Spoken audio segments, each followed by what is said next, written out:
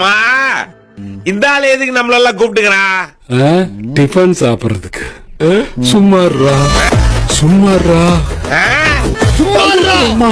இப்ப நீ சும்மாறா. அஞ்சல மச்சாவோ.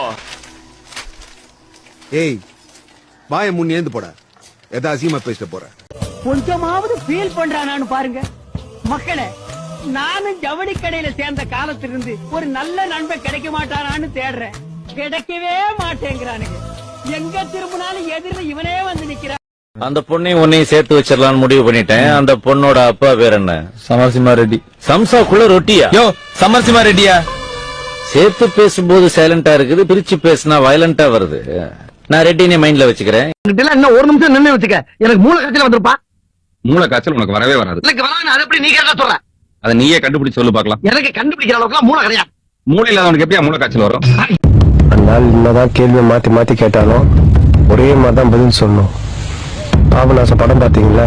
நான் எங்க பார்த்தேன்? என்னதான் விட்டு போயிட்டீங்களா? ஐயா விடிய விடிய கண்ணு முழிச்சு ரொம்ப கிறக்கமா இருக்கீங்க. தேனு தெனமாவு கேப்பையெல்லாம் கிண்டி கூழ் எடுத்துட்டு வருவாயா? கூழு கூழு. நான் வேற ஏதாவது கேட்டு போறேன் தம்பி. கேளுங்கய்யா, விதவிதமா கேளுங்க. நீங்க என்ன கேட்டாலும் செய்ய சொல்லி ஐயா சொல்லியிருக்காங்க. நீங்களா நல்லா இருப்பீங்க. அதுக்கு தானே நீங்க வந்திருக்கீங்க. நாங்க நல்லா இருப்போம்யா. மிச்சத்தை நாளைக்கு பேசிக்கலாமா? இப்போ ஒரு வியாபாரத்துக்கு வந்துட்டோம்னா டிட்டோ அதே மாதிரி ஆயிரணும். உதாரணத்துக்கு சிங்க வேஷம் போட்டா சீரணும், புலி வேஷம் போட்டா பாயணும், யானை வேஷம் போட்டா பிச்சை எடுக்கணும். பிச்சை எடுக்கணுமா? ஏண்டா டேய், யானைகிட்ட எத்தனை ஹைலைட்ஸ் இருக்கு?